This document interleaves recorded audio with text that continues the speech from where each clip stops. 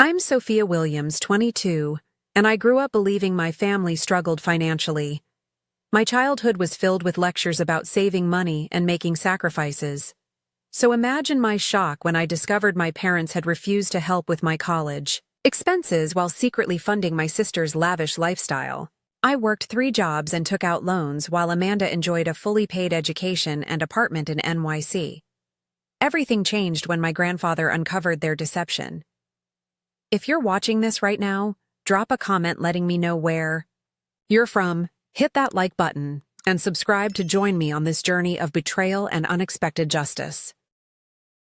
Growing up in a modest 2-story home in a middle-class neighborhood in Boston, Massachusetts, I never questioned that we had what my father called just enough. Our life wasn't extravagant, but it was comfortable. My sister Amanda came along when I was 3, completing our family of 4. From the beginning, she had a natural charisma that drew people to her. With her golden curls and infectious laugh, she charmed everyone she met, especially our parents. My mother, Lisa, worked in hospital administration at Boston Medical Center. She managed schedules and paperwork with the same precision she applied to keeping our home immaculate. My father, Robert, was an accountant at a mid-sized firm downtown. He was strict about finances, constantly reminding us that every penny counts, and you don't get anything in this world without working for it. These phrases became the soundtrack of my childhood. The only person who seemed immune to Amanda's spell was my grandfather Harold, my father's dad. A retired business owner who'd built a successful chain of hardware stores throughout New England, Grandpa Harold lived just 20 minutes away in a comfortable house with a view of the harbor. He visited at least once a week, always bringing small gifts for both Amanda and me. When he caught me building elaborate structures with blocks at age 7, he started bringing me architecture magazines and books instead of toys. "You've got a good eye for design, Sophie," he'd say, using his special nickname for me. "I bet you'll build something remarkable someday."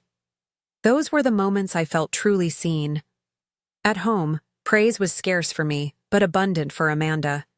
When I brought home straight A's in elementary school, my mother would briefly glance at my report card and say, "That's what we expect from you." But when Amanda managed to pull B's and C's, there were celebrations and ice cream outings. "Your sister needs more encouragement," my mother explained when I questioned this. "Learning doesn't come as easily to her as it does to you." I accepted this explanation, trying to suppress the flicker of resentment that sparked in my chest. After all, I didn't want to be the jealous older sister. So I doubled my efforts, joining the math club, the science club, and the school newspaper. Each achievement was met with the same lukewarm acknowledgement from my parents. The differences in our treatment became more obvious as we grew older. For my 10th birthday, I received a set of drawing pencils and a sketchbook. For Amanda's 10th birthday 3 years later, she got a lavish party at an indoor water park with 15 friends and a new tablet. When I mentioned the disparity, my father frowned. "We're in a better financial position now than we were when you turned 10, he explained. "Besides, you've never been interested in big parties." It was true that I preferred quiet celebrations, but I hadn't been given the option. Still, I nodded and retreated to my room to sketch building designs. That was the year I decided I wanted to become an architect, creating spaces where everyone would feel equally valued. My relationship with Grandpa Harold deepened during my middle school years. He was the one who attended my academic award ceremonies when my parents were too busy with Amanda's dance recitals. He listened intently when I explained my designs for eco-friendly housing or innovative public spaces. "You're going to need a top-notch education to bring these ideas to life," he told me when I was 13. "Start thinking about colleges with strong architecture programs." Meanwhile, Amanda developed an expensive taste in clothes and electronics. While I saved my allowance, which was noticeably smaller than hers, for books and art supplies, she spent hers immediately on trendy items, then somehow managed to get additional funds from our parents. "She needs to fit in socially," my mother whispered to my father one evening when they thought I couldn't hear. "Sophia's different. She's more independent." Independent wasn't how I would have described myself. Self-sufficient, perhaps, but only because I'd learned early that my needs came second. I threw myself into academic competitions, volunteer work, and any activity that might strengthen my college applications. If I couldn't win my parents' approval through normal achievements, perhaps exceptional ones would do the trick. By the time I reached high school, I'd developed a quiet resilience. I still longed for my parents' recognition, but I'd found other sources of validation: my teachers' praise, my grandfather's unwavering support, and my own growing confidence in my abilities. What I didn't know then was that the pattern of favoritism I'd experienced throughout childhood was about to become something far more damaging. My high school years were a carefully orchestrated symphony of academic excellence and strategic extracurriculars. While other teenagers spent weekends at the mall or going to parties, I divided my time between advanced placement coursework, the architecture club I'd founded sophomore year, and volunteering with Habitat for Humanity to gain hands-on construction experience. By 16, I'd added another component to my packed schedule: a part-time job at a local coffee shop. Every Saturday and Sunday morning, I'd wake at 5 a.m. to serve lattes and cappuccinos to half-asleep customers. The pay wasn't great, but every dollar went straight into my college fund. "You don't need to work so hard," my mother commented once when she saw me counting my savings. "We've always told you we'll help with college." That promise remained vague, but I clung to it. After all, my parents had steady jobs and had never indicated we were in financial trouble. Still, my father's frequent lectures about financial responsibility and the value of earning your own way had instilled in me a drive to contribute as much as possible to my education. Meanwhile, Amanda floated through high school with a C+ average and a robust social life. Her bedroom looked like a boutique, with designer clothes spilling from her closet and the latest electronics charging on her nightstand. When I asked how she afforded these luxuries on her allowance, she shrugged. "Mom and Dad understand that. Social connections are important for my future," she said, applying another coat of expensive nail polish. "Not everyone can be a brainiac like you." During my junior year, I began researching architecture programs in earnest. Cornell University became my dream school. Their program was consistently ranked among the top 5 in the country. When I mentioned this to my parents over dinner, my father cleared his throat uncomfortably. "Ivy League schools are extremely expensive, Sophia," he said, exchanging glances with my mother. "Maybe you should consider state options." "But with my GPA and extracurriculars, I might qualify for scholarships," I countered. "And you've always said education is important." "Of course it is," my mother interjected smoothly. "We just want you to be practical." Practical became their favorite word whenever college came up. Still, I applied to Cornell and 5 other schools with strong architecture programs, including 2 state universities as backups. My guidance counselor, Ms. Patel, reviewed my applications and nodded approvingly. "With your credentials, you should get into most of these," she said. "The question will be financing." "Have you had the money talk with your parents yet?" I hadn't, not specifically. Whenever I tried to pin them down on numbers, they changed the subject or gave non-committal answers about seeing what we can manage when the time comes. The acceptance letters began arriving in spring of senior year. Cornell said yes, along with 3 other top programs.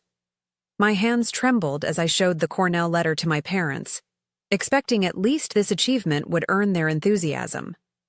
"We need to discuss this," my father said, his expression unreadable. "Let's talk after dinner." That evening became etched in my memory as the moment my world shifted. We sat at the dining room table, my Cornell acceptance letter between us like an unwelcome guest.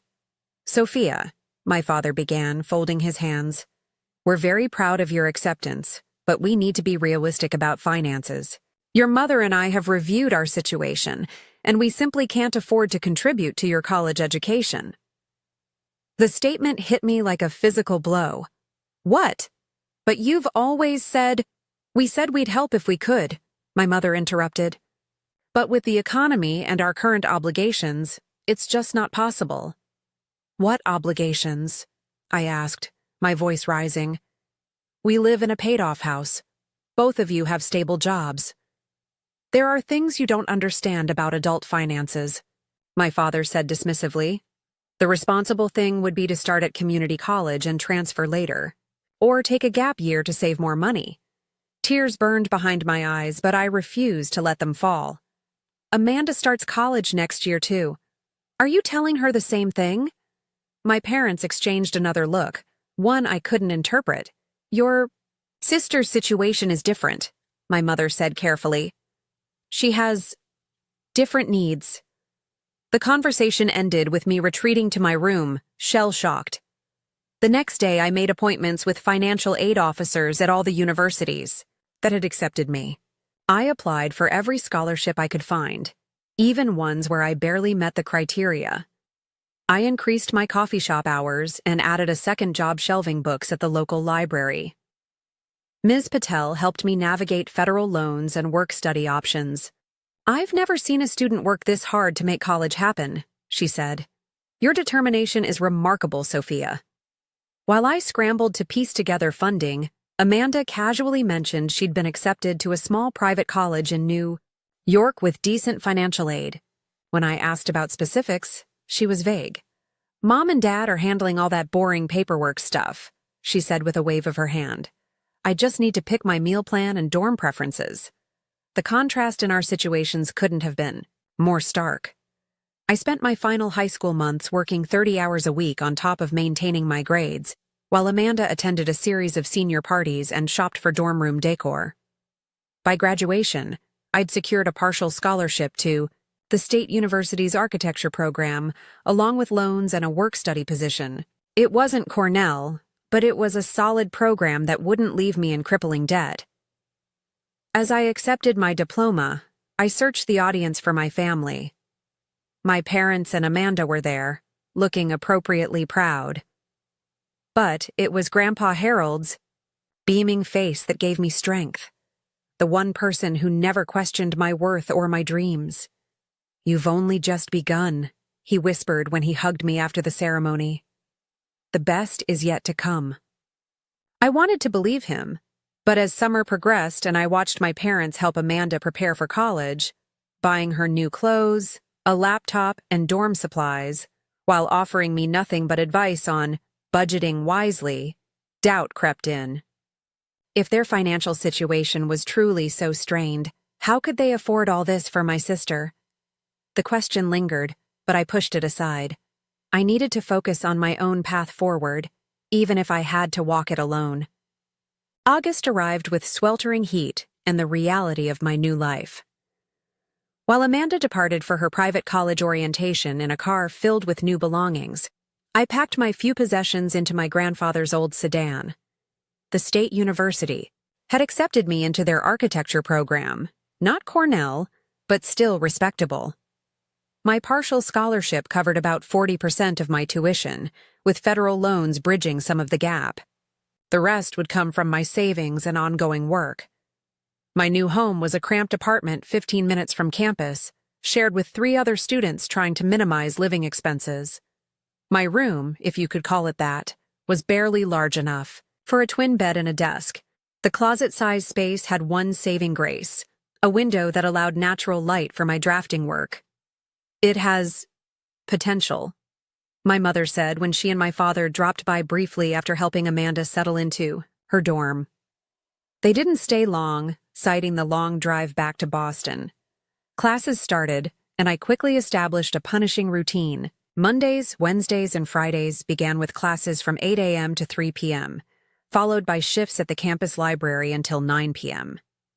Tuesdays and Thursdays, I attended classes until noon, then worked at a local cafe from 1 p.m. until closing. Weekends were split between studying, studio time, and additional cafe shifts. Sleep became a luxury, averaging 4 to 5 hours a night. The architecture program was rigorous, demanding precision and creativity in equal measure. Many of my classmates struggled even with their full attention dedicated to studies. I fought to keep up while working 30 hours a week, often completing design projects in the dead of night under my desk lamp while my roommates slept. By October, the physical toll became evident. I lost weight my already slim frame couldn't afford to lose. Dark circles took permanent residence under my eyes. During one design critique, I nearly fainted from a combination of exhaustion and having skipped meals to finish my project. "Ms. Williams," Professor Carlson said after class, his bushy eyebrows furrowed with concern, "your work shows promise, but your current pace is unsustainable. Is everything all right?" I considered lying but found myself too tired to manufacture a convincing story. "Financial constraints," I admitted. "I need to work to stay enrolled." He nodded thoughtfully. "Many students face similar challenges. Have you explored all scholarship options? The department has some discretionary funds for exceptional students." That conversation led to a small departmental scholarship the following semester. Not enough to quit either job, but sufficient to reduce my hours slightly. It was the first kindness I'd encountered in months, and it brought me to tears in the privacy of my room. Phone calls home became increasingly rare and uncomfortable. My parents asked cursory questions about my classes but changed the subject. When I mentioned financial struggles, when I asked about Amanda, they brightened noticeably. "She's adapting beautifully," my mother gushed during one call. "She's joined a sorority and is thinking about business marketing as a major." "How's she handling her work-study job?" I asked, assuming she at least had one like most students. A pause. "Oh, we wanted her to focus on academics and social networking her first year. Those connections are so important for her future." The statement hung between us like an accusation. Why was Amanda's focus valued while I was expected to manage everything simultaneously? I swallowed the question, knowing it would only lead to another lecture about different needs and personal responsibility. During my first visit home, for Thanksgiving, I noticed changes in our house. New furniture in the living room, a renovated kitchen with stainless steel appliances. Amanda's room sported fresh paint and a queen-sized bed replacing her old double. "Business has been good at Dad's firm," my mother explained when she caught me staring at the new refrigerator. "We needed some updates." The holiday was tense, with Amanda dominating conversation with stories about her sorority sisters and professors who totally loved her. When my father asked about my studies, I gave brief answers, knowing my reality. Exhaustion, ramen noodles, and constant anxiety about money would dampen the mood. Back at school, winter brought new challenges. My apartment's heating system failed regularly, forcing me to work in the library until closing time. A particularly harsh week of freezing temperatures coincided with midterm projects and a stomach virus that swept through campus. I pushed through fevers and nausea, unable to afford missing work shifts. Professor Carlson found me in the studio, at midnight, shivering despite the building's heat, trying to complete a model with trembling hands. "Sophia," he said gently, "you're ill. You need rest." "Deadline," I mumbled, gluing another piece to my scale model. "I'm extending your deadline by 3 days, he said firmly. "As your academic advisor, I'm concerned about your well-being. This isn't just about grades anymore." That night I finally broke down. In my cold apartment, wrapped in every blanket I owned, I called the one person I knew would listen without judgment, Grandpa Harold. "Sophie," his warm voice came through the phone, instantly comforting. "It's been too long. How are you really doing?" The simple question of genuine concern demolished my carefully constructed facade.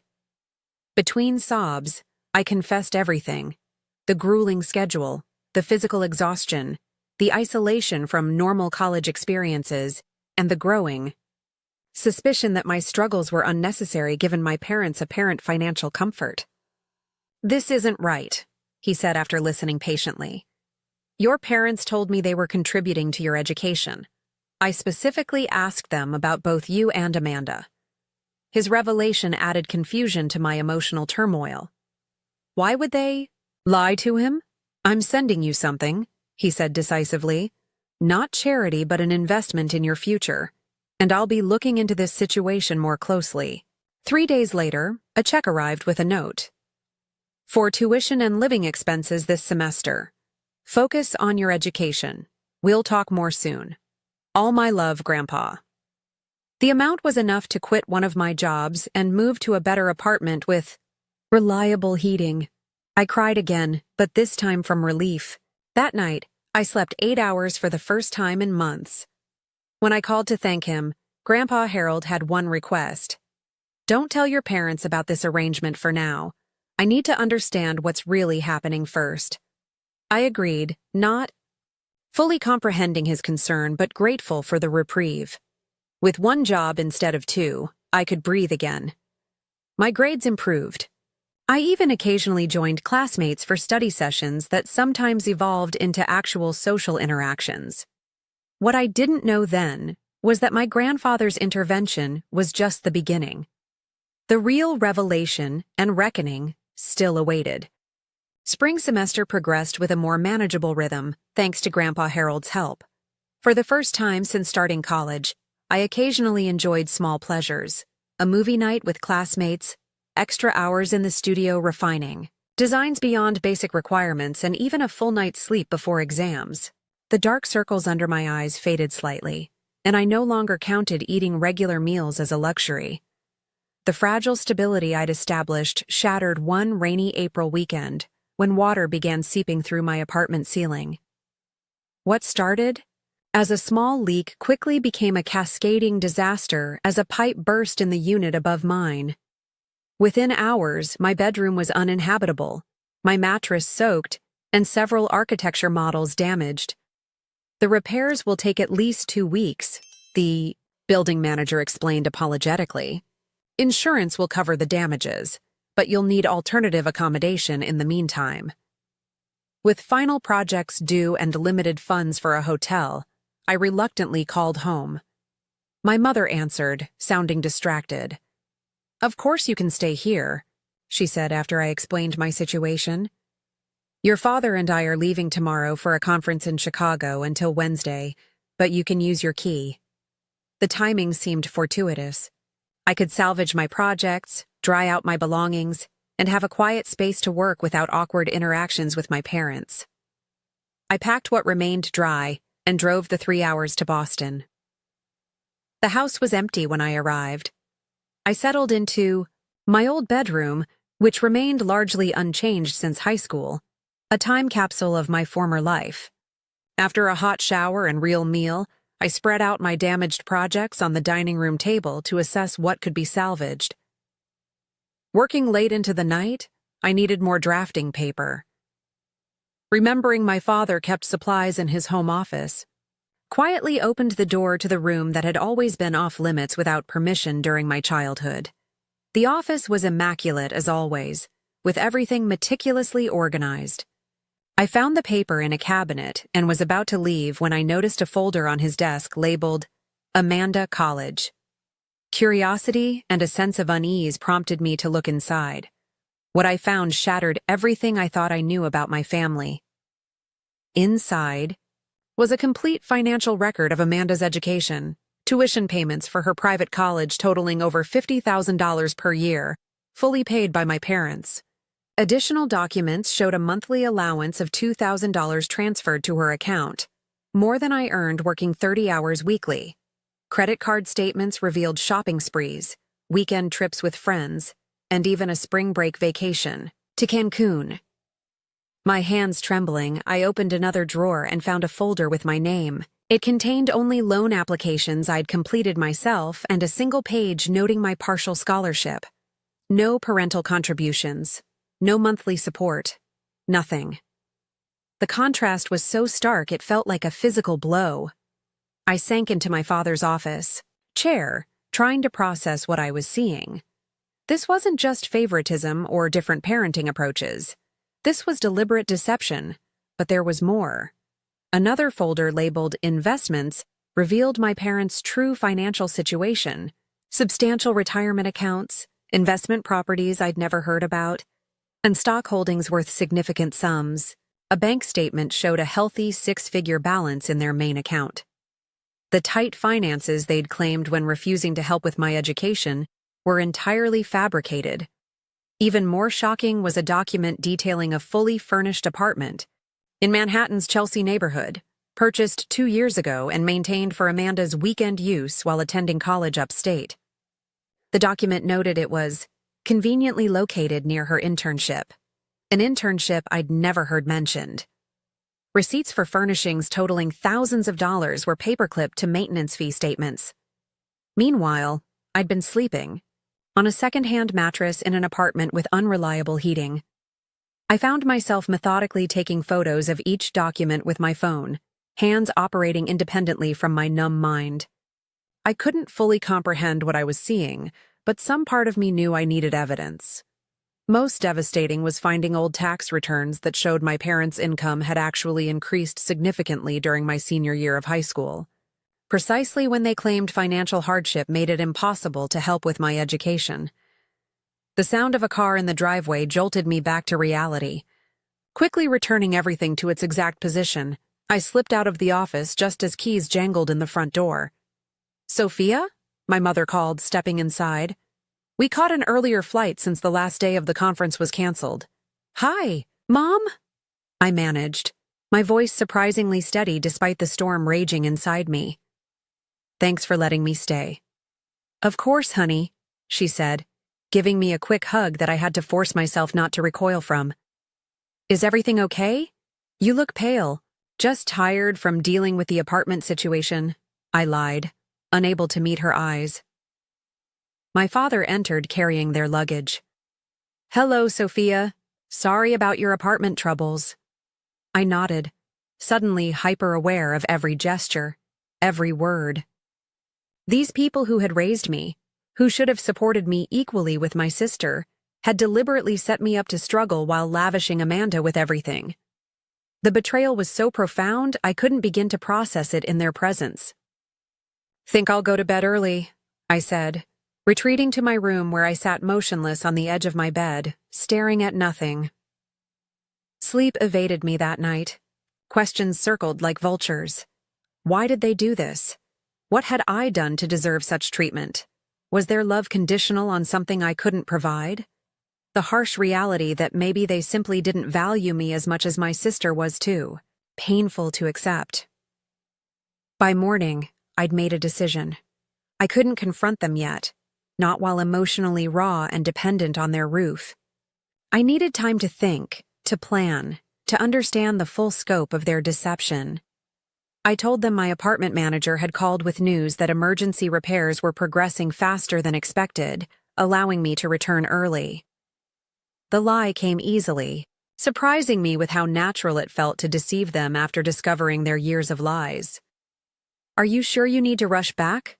my mother asked, seemingly concerned. "You've hardly been here." "I have projects due," I replied, already packing my belongings.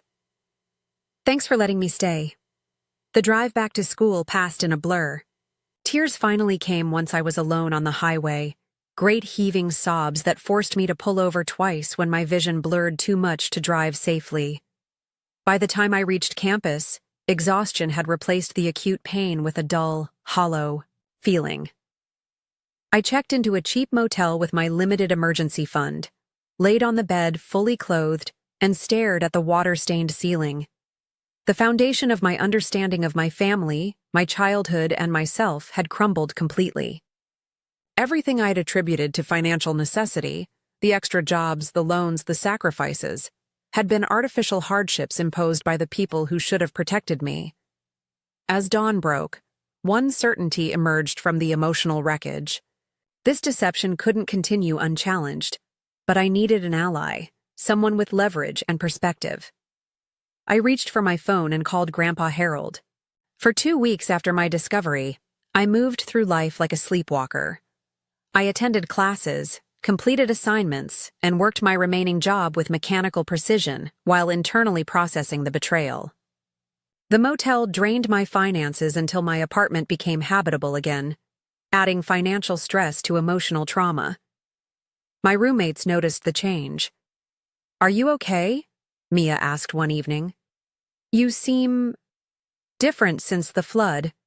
I managed a weak smile. "Just tired. Final projects and everything." The truth remained locked inside. too raw to share with anyone except Grandpa Harold. Our initial phone conversation had been brief. I couldn't bring myself to explain everything without breaking down. He immediately sensed something was seriously wrong. "I'm coming to see you this weekend," he said firmly. "Whatever this is, you shouldn't face it alone." When Saturday arrived, I met him at a quiet cafe off campus. The moment I saw his familiar face, kind eyes creased with concern, silver hair neatly combed, something inside me cracked. He hugged me tightly as I fought back tears. "Now," he said once we were seated with coffee, "tell me everything." I did, starting with my parents' refusal to help with college and ending with the documents I'd discovered. I laid out the entire deception. I showed him the photos I'd taken, irrefutable evidence of the disparity between my parents' claims and reality. Grandpa Harold's expression shifted from disbelief to anger as he examined each image. When I finished, he sat silently for several moments, hands clasped tightly on the table. "I've been a fool," he finally said, voice low with controlled fury. "When your father told me they were supporting both you girls equally but that you insisted on being independent, I believed him. I shouldn't have." "They told you what?" My shock was genuine. "They've been lying to you too?" He nodded grimly. "For years, apparently. After our conversation when you were sick, I asked directly how much they were contributing to your education. Robert assured me they were covering half your tuition, but that you were determined to make your own way. For the rest, the depth of my parents' deception expanded with this revelation. They hadn't just lied to me, they'd created an elaborate fiction for everyone." "There's something else you should know," Grandpa Harold continued. "I've been providing financial support to your parents for years, contributions to what I thought was both your and Amanda's education fund. Your grandfather made good investments, Sophie. I'm not wealthy by any measure, but I've always prioritized helping with my grandchildren's futures." The revelation hit me like a physical blow. My parents had taken money intended partially for my education and diverted it entirely to Amanda's, while forcing me into debt and exhaustion. "Why would they do this?" I whispered, the question that had haunted me for weeks. Grandpa Harold shook his head slowly. "I don't know, but it's time we found out. This stops now." We spent hours developing a plan, though my instinct was to confront my parents immediately. Grandpa Harold suggested waiting until Thanksgiving, now just 3 weeks away. "You need to finish your semester strong," he insisted. "Your education comes first. Besides, Amanda will be home then. She deserves to know the truth too. She's as much a victim of their manipulation as you are, just in a different way." Intervening weeks passed with excruciating slowness. I threw myself into final projects, channeling my anger and hurt into my work. Professor Carlson commented on the emotional depth suddenly evident in my designs, unaware of its source. I avoided calls from my parents, texting brief responses about being busy with end-of-semester work. Each message from them now seemed suspect, their expressions of pride or interest hollow, knowing what I did about their true feelings. Thanksgiving arrived cold and clear. I drove to Boston with a strange calm, knowing the family dynamic I'd known. My entire life would not survive the day. Grandpa Harold would arrive separately, timing his entrance for maximum impact. Amanda had already arrived when I pulled into the driveway. She greeted me with her usual casual hug, chattering about her sorority's formal and classes she found totally boring, but whatever. Looking at her now, I couldn't summon the resentment I'd expected. She hadn't created this situation. My mother bustled around the kitchen preparing the traditional feast, pausing occasionally to ask Amanda about school friends or comment on her new haircut. My father watched football in the living room, calling out questions about my apartment situation. Without looking away from the screen, the familiar patterns felt surreal given what I knew. I moved through pre-dinner pleasantries like an actress playing a role, waiting for the right moment. It came after turkey was served, when everyone had filled their plates and the conversation lulled. I set down my fork, took a deep breath, and spoke clearly. "I need to discuss something important with all of you." My mother's smile faltered. "Can it wait until after dinner, dear? This is family time." "That's exactly why it can't wait," I replied evenly. "This is about our family." I retrieved my phone from my pocket and placed it on the table, screen displaying the first of many financial documents. 3 weeks ago, when I stayed here during my apartment repairs, I found something in Dad's office. Actually, I found many things. My father's face drained of color. "You went through my private papers?" "I went looking for drafting paper," I corrected. "But yes, I saw your folders labeled with our names. I saw the tuition payments for Amanda's college. I saw the monthly allowance that exceeds what I make working 30 hours a week while trying to maintain my GPA. I saw the Manhattan apartment you purchased for her weekend use. And I saw your actual financial statements that prove you've been lying about not being able to help me with school." Silence descended on the table. Amanda looked genuinely confused, glancing between our parents with furrowed brows. "What is she talking about?" she asked. "You said Sophia wanted to be independent. You said she refused your help." Another lie, revealed. I hadn't imagined this twist, that my parents had created false narratives for both of us. My mother recovered first. "Sophia, this is inappropriate dinner conversation. We can discuss this privately." "No," I interrupted firmly. "No more secrets. No more private conversations where the truth gets twisted. Amanda deserves to know how you've manipulated both of us. I deserve an explanation for why you forced me into exhaustion and debt while giving her everything." My father's expression hardened. "You had no right to snoop through confidential information. This is a violation of trust." The irony of his statement struck me as darkly comical. A violation of trust? What would you call systematically favoring one child over another while lying to both about it? What would you call taking Grandpa Harold's money meant for both our educations and spending it all on Amanda? At the mention of Grandpa Harold, both my parents paled further. Amanda looked increasingly distressed. "Is this true?" she asked our parents. "Have you been giving me everything and Sophia nothing?" My mother reached for her hand.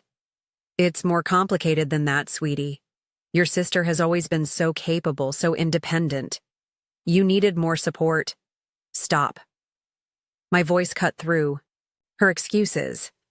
"Stop pretending this was about need. Amanda isn't helpless. She's perfectly capable too. This was a choice you made because for whatever reason, you decided I deserve less." My father stood abruptly. "That's enough. You've always been difficult, Sophia. Always questioning, always challenging us. Amanda appreciates what we do for her. You just take and demand more." His words struck deep, revealing the ugly truth I'd suspected but couldn't accept. Their support was conditional on my compliance and gratitude, not my actual needs. "Is that why?" I asked quietly. "Because I don't blindly accept everything. Because I have my own opinions and goals." Before either could answer, the doorbell rang. Perfect timing. "That would be Grandpa Harold," I said. "He knows everything too." The color drained completely from my father's face as he realized the additional implications. He moved mechanically to answer the door while my mother sat frozen, hands trembling slightly. Grandpa Harold entered the dining room with a gravity I'd never seen in him before. His normally warm eyes were steel as he surveyed the table scene. "I see Sophia has started the conversation," he said calmly, taking the empty seat beside me. "Good.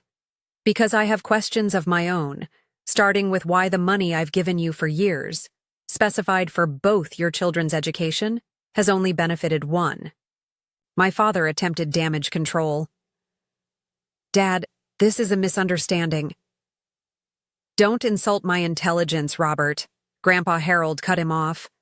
"I've seen the evidence. Bank statements, tuition payments, property purchases. The numbers don't lie. Even if you have.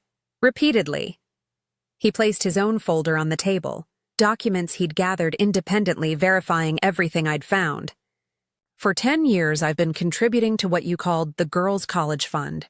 That's approximately $200,000 you've received from me with the explicit understanding it would benefit both my granddaughters. Where is Sophia's portion? The question hung in the air like a physical presence. Amanda looked between our parents and grandfather, tears forming in her eyes as she began to understand the magnitude of the deception.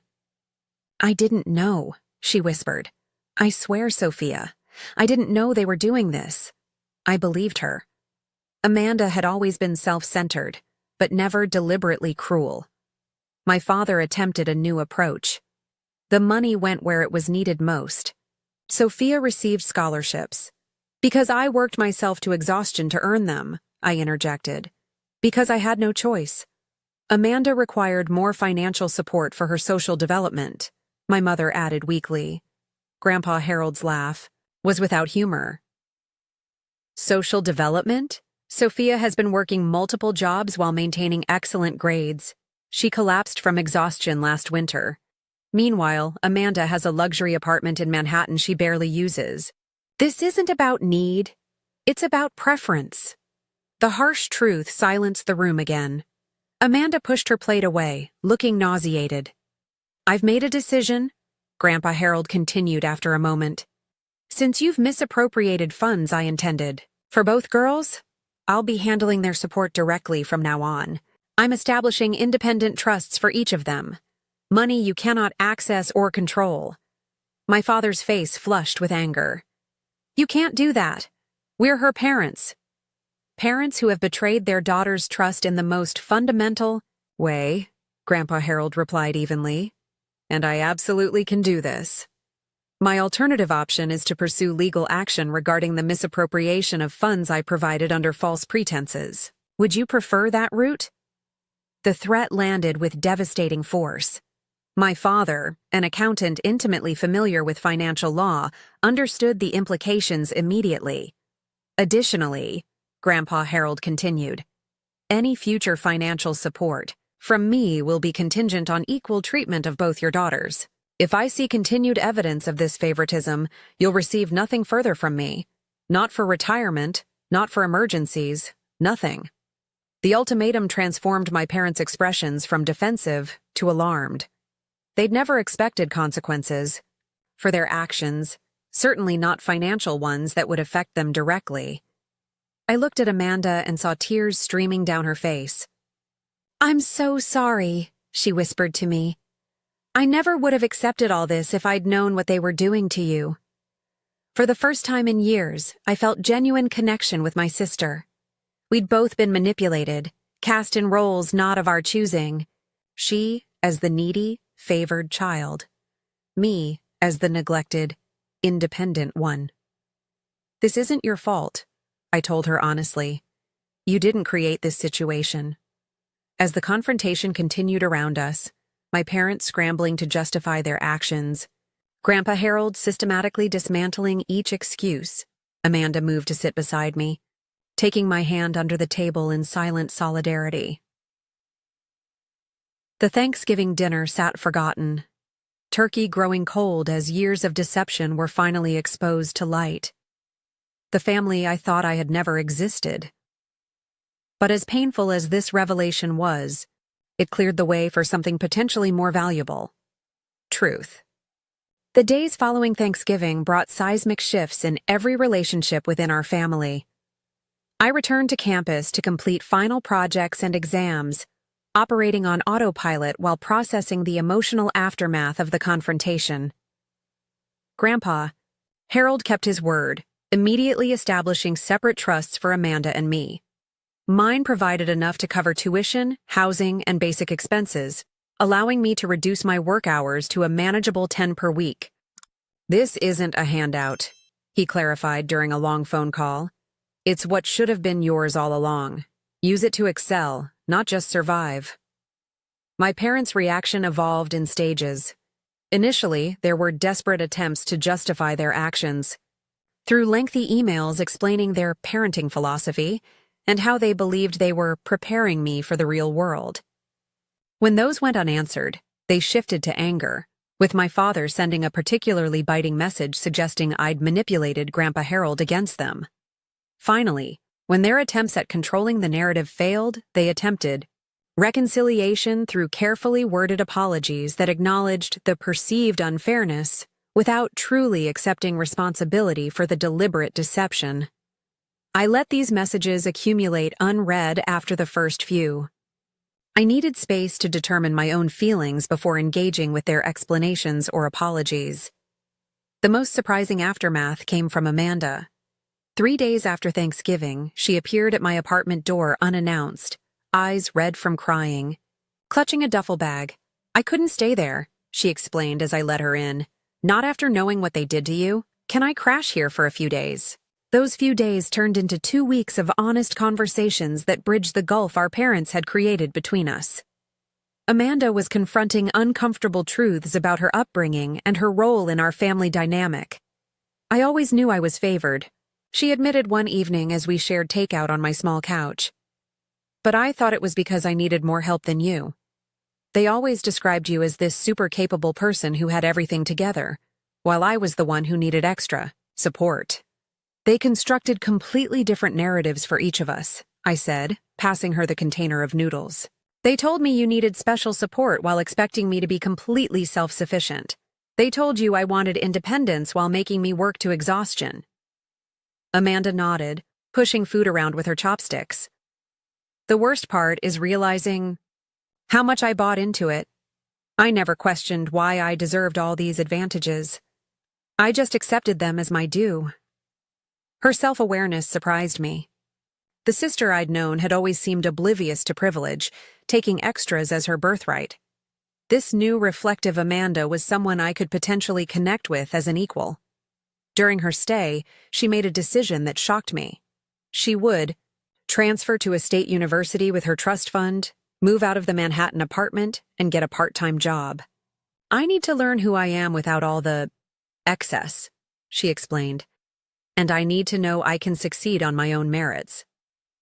When she returned to pack her dorm room before the holiday break, she informed our parents of her decision. According to her texts, they reacted with disbelief and attempted to dissuade her, which only strengthened her resolve. As for me, the spring semester began with transformative changes. With adequate financial support, I moved to a small but well-maintained apartment closer to campus. I reduced my work hours to focus primarily on my education. Most importantly, I started sleeping regularly and eating proper meals, basic self-care that had been impossible during my years of overwork. The change was immediately evident in my academic performance and mental health. Professor Carlson commented on the remarkable evolution in my design work, which now demonstrated both technical precision and creative vision. I found myself participating more in class discussions and studio critiques, no longer too exhausted to engage. I also began seeing a campus therapist to process the years of familial betrayal. Dr. Lin helped me understand that my parents' treatment wasn't a reflection of my worth, but a manifestation of their own dysfunction. "What they did says nothing about your value and everything about their limitations," she explained during one particularly difficult session. "Children aren't supposed to earn parental support. It should be freely given." These insights helped me gradually release the shame and self-doubt I'd carried for years. The nagging question of what I'd done wrong, or what was inherently unlovable about me that caused my parents to withhold support. My relationship with my parents remained distant but civil. After 2 months of limited contact, I agreed to a phone call where I established clear boundaries. "I'm not ready to pretend everything is normal," I told them. "I need time and evidence of real change before I can consider rebuilding trust." My father bristled at the word evidence, but my mother seemed to understand the fundamental breach that had occurred. For the first time, she didn't offer excuses or minimizations. "We failed you," she said simply. "I failed you as a mother. I can see that now, and I'm truly sorry." Whether this represented genuine insight or another attempt at manipulation remained to be seen, but I acknowledged her words with cautious appreciation. Meanwhile, Amanda's transformation continued. She transferred to a university in a neighboring state, moved into a modest apartment with 2 roommates, and secured a campus job in the admissions office. We spoke weekly, our conversations growing increasingly open and supportive. "I'm struggling with statistics," she confessed during one call. "I've never had to work this hard at school before." "Want me to help?" I offered. Math was always my strong suit. These tutoring sessions became regular video calls where we not only tackled her coursework, but continued healing our relationship. The contrast with our previous dynamic was striking. Instead of competition and distance, we were developing genuine sisterly support. Grandpa Harold remained my steadfast ally throughout this period of change. He visited monthly, reviewing my portfolio and offering perspective gained from his own experience navigating family conflict. "Your parents aren't evil people," he told me during one visit. "They're deeply flawed people who made terrible choices. Understanding that distinction helps you heal without carrying hatred." His wisdom proved valuable as I navigated complex emotions about my family. I didn't want to remain angry forever, but neither could I simply forgive and forget such fundamental betrayal. By the end of spring semester, I'd achieved the highest GPA of my academic career and received a prestigious summer internship with an architectural firm specializing in sustainable design. For the first time, I could imagine a future defined not by struggle and scarcity, but by opportunity and growth. Amanda, too, was finding her footing. She discovered an aptitude for marketing and communications once she applied herself genuinely. Her natural charisma, previously channeled into social climbing, became an asset in collaborative projects and presentations. "I actually like earning good grades," she told me with surprise in her voice. "It feels completely different when I know I did the work myself." Our parents watched these developments from a distance, occasionally attempting to insert themselves, but largely respecting the boundaries we'd established. I learned from Grandpa Harold that they had entered marriage counseling and financial therapy, small steps toward addressing the dysfunction that had shaped our family. As summer approached, I faced an unexpected opportunity that would cement my transformation from victim to architect of my own future. The firm where I'd interned offered to sponsor my application to their alma mater's prestigious graduate program, Cornell's Master of Architecture.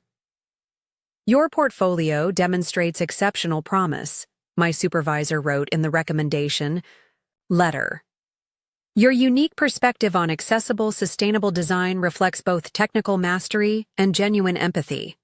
The validation from industry professionals, recognition based purely on merit rather than family connection or privilege, represented everything I'd worked toward."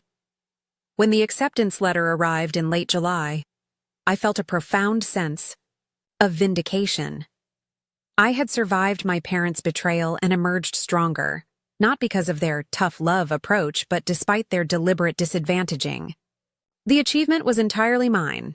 Yet I couldn't have reached this point without Grandpa Harold's intervention and the subsequent truths it revealed. As I packed for my move to Cornell, I came across an old sketchbook from high school containing my earliest architectural drawings. Flipping through the pages, I was struck by the persistent vision evident even in those amateur sketches.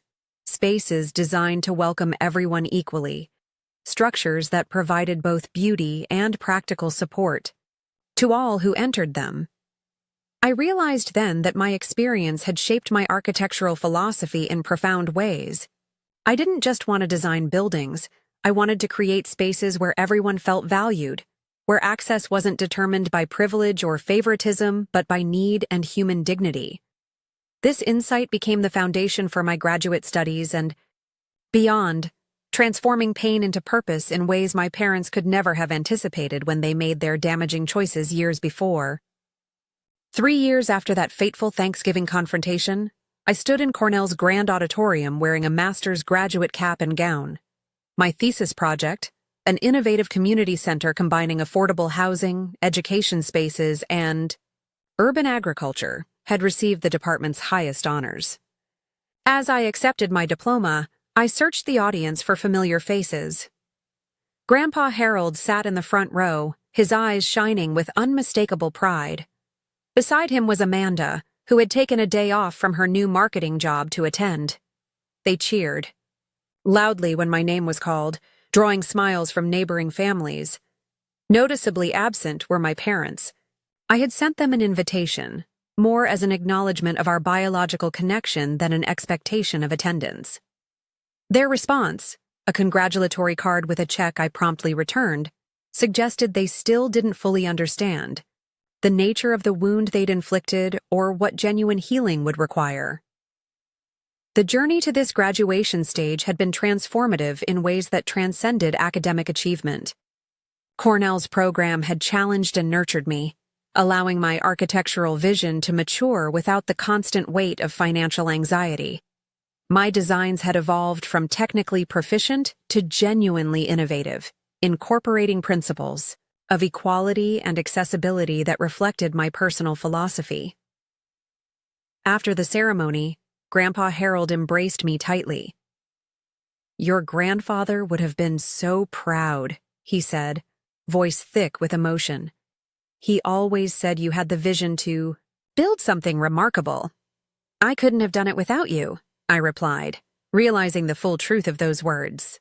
Without his intervention, I might have continued struggling indefinitely, never discovering the extent of my parents' deception or experiencing the freedom to pursue excellence unburdened. Amanda hugged me next, her enthusiasm genuine. "That community center design is incredible, Sophia. The way you integrated the learning spaces with living areas, it's like you created an actual community, not just a building." Her observation touched me deeply. Amanda had become surprisingly insightful during her own journey of self-discovery. After transferring universities, she'd flourished academically and personally, graduating with honors in marketing communications. More importantly, she'd developed independence and self-awareness that transformed our relationship from strained tolerance to genuine affection. We celebrated with dinner at an upscale restaurant Grandpa Harold insisted on, despite my protests, about the expense. "Indulge an old man," he said with a wink. "Some achievements deserve proper recognition." Over dessert, Amanda raised her glass. "To Sophia, the first Williams to earn a master's degree, and definitely the most determined person I know. And to new beginnings," Grandpa Harold added, "the best kind built on truth and earned through perseverance." The following week, I began my professional career at a respected architectural firm in Boston, deliberately choosing my hometown rather than avoiding it. I wanted to build my future in the city of my past, transforming painful memories through present success. My first apartment was small but stylish, purchased with savings from graduate fellowships and a small inheritance Grandpa Harold had set aside for each grandchild upon graduation. For the first time, I created a space entirely my own, designed with intention rather than desperation. Within months, my work began attracting notice. My perspective on inclusive design, spaces that welcomed people regardless of economic status or background, resonated with clients interested in urban renewal projects.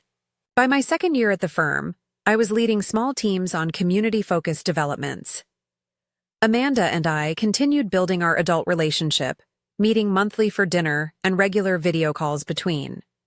She'd secured a position with a marketing agency specializing in nonprofit clients, work that aligned with her newly discovered values. "I never thought I'd care about making a difference," she confessed during one of our dinners. "But it feels so much better than just accumulating stuff or status." "You always had depth," I assured her. "You just needed space to discover it yourself." Our conversations often turned to our ongoing relationship with our parents, which remained complicated for both of us. Amanda maintained more regular contact than I did, occasionally joining them for holidays or family events. "They're trying, in their way," she reported after one such visit. "Dad still struggles with admitting how wrong they were, but Mom seems genuinely regretful." My own interactions remained limited and carefully boundaried. Occasional lunch meetings with my mother revealed a woman attempting to understand her. Mistakes, but still fundamentally shaped by the beliefs that led to them. "We thought we were doing what was best," she said during one such meeting. "We believed you were stronger, more capable of handling independence." That's the problem, I replied gently. You confused stronger with deserving less support. Being capable doesn't mean needing less love or practical help. These conversations never fully resolved our differences, but gradually built a fragile bridge of understanding. I didn't seek close reconnection, having built a fulfilling life with chosen family, friends, mentors, and colleagues who valued me unconditionally. Grandpa Harold remained central to this chosen family until his health began declining in my third postgraduate year. When he was diagnosed with congestive heart failure, I temporarily reduced my work hours to help with his care. During those precious months, our roles reversed as I supported the man who had changed the trajectory of my life. Do you regret confronting them? He asked one afternoon as we sat in his garden. Your parents, I mean. I considered the question carefully. No. Living with the truth, however painful, is better than living with lies. The confrontation freed both Amanda and me to become who we really are. He nodded slowly. That's the thing. About truth, it doesn't create problems, it reveals them. Problems that already existed but were hidden. This insight became increasingly meaningful as I continued building my professional reputation. Transparency and integrity became hallmarks of my architectural practice and personal relationships. I developed a particular focus on projects serving first-generation college students, designing campus spaces that supported their unique challenges. When approached by my alma mater to create a residence hall specifically addressing needs of working students, I accepted immediately. The design incorporated flexible study spaces, built-in time-saving amenities, and natural light prioritized for mental well-being, all elements I would have benefited from during my own undergraduate struggles. At the building's dedication ceremony, I was asked to speak about my inspiration. Without naming names or specific circumstances, I shared the essence of my experience. Educational spaces should never reinforce inequality, I told the audience of administrators, donors, and students. They should actively work to dismantle it. This building is designed to honor the extra effort many students make just to be here and to ensure that effort is directed toward learning rather than mere survival. The speech received unexpected media attention, leading to a series of articles about accessibility in higher education. This visibility brought an invitation to establish a scholarship fund through the university for students working while pursuing architectural degrees. With Grandpa Harold's guidance, I structured the fund to provide not just tuition assistance, but stipends for living expenses, addressing the holistic challenges I had faced. When Grandpa Harold passed peacefully the following spring, his legacy extended far beyond the financial support he'd provided. He had taught me that justice sometimes requires disruption, that boundaries are necessary for healing, and that true family is defined by actions rather than blood. His funeral brought my first extended interaction with my father in years. Standing awkwardly beside the coffin, Robert Williams looked simultaneously older and smaller than I remembered. Your grandfather was very proud of you, he said, breaking the uncomfortable silence between us. He talked about your work constantly. He was the parent I needed when you and Mom couldn't be, I replied without anger, simply stating a truth we both recognized. My father nodded, something like genuine regret crossing his features. I know, and I'm sorry for that, sorrier than I can express. It wasn't a comprehensive apology or full acknowledgement of the harm done, but it was perhaps the most honest communication we'd shared in years. I accepted it with a nod, neither demanding more nor dismissing the offering. As I approach my 30th birthday, I've come to understand that healing isn't a destination, but a continuing journey. The injustice I experienced shaped me profoundly, but it doesn't define me. The buildings I design, the scholarship recipients I mentor, and the relationships I nurture reflect choices I've made rather than reactions to my parents' failures. Amanda and I have developed a relationship neither of us could have imagined during our childhood. One based on mutual respect and genuine affection rather than competition or resentment.